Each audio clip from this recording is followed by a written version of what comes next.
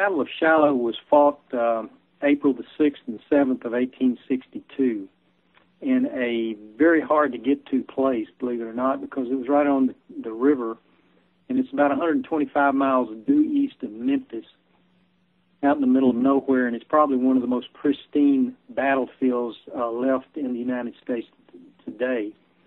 And they had a lot of casualties that day, and it's probably the biggest battle that was ever fought up to that time in the Civil War, and the losses in that day and time were really considered staggering. I guess probably one of the first times I ever got to see a living history was here in Shiloh, and that's where we are right now, close to what is known as the Peach Orchard. And there was a lot of fighting that went through here, and this is like 1994 sometime, and I got to watch a unit that was here. They had both cavalry, they had artillery, and they had infantry.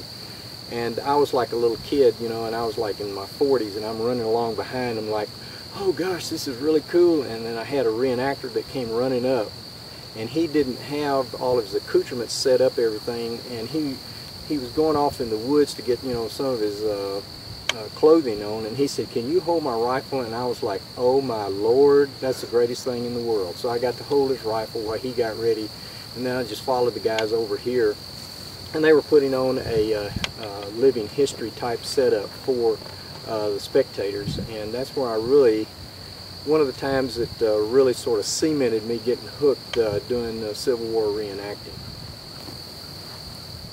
We did the 150th reenactment of Shiloh. We played Union or played Confederate this weekend, because some of the guys that we portray were actually on the Confederate side.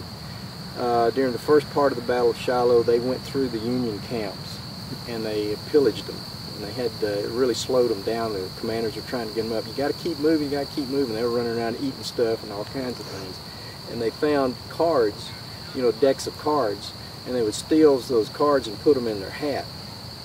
So as they continued on, so that's what they actually did a little deal like that today, and we went through the camp, stole the cards, put them in their hat like they did.